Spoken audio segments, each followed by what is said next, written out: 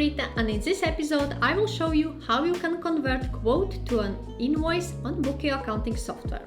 We need to go to quotes list, so go to invoicing and there is a subsection called quotes. From here I have 3 quotes available to invoice. Firstly, you need to make sure that quotes are approved before they can get invoice. So for example, Sarah T, I cannot actually create an invoice. I need to make this quote as an approved. Now, once it has been approved, I will be able to create invoice from this quote. Now, check details about this invoice. We are in status of creating an invoice. Look at invoice date. So if invoice date should be different date, don't forget to amend it.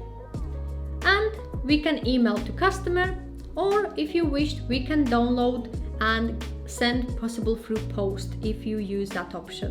So we have option to save this invoice as a draft, preview as PDF, or download and publish.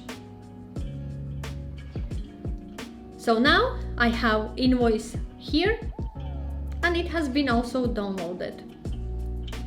To record on a system, make sure that you click on this blue button and record invoice on system. Click record, so it has been recorded, okay?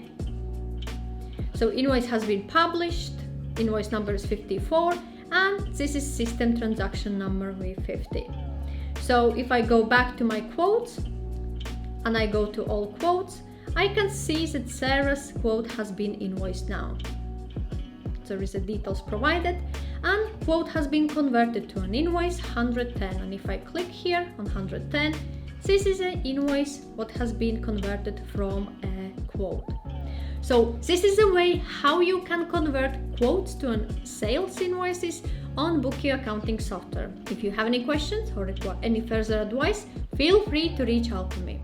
Also, I have shared the links in the description section below to my Bokio tutorial and review episodes.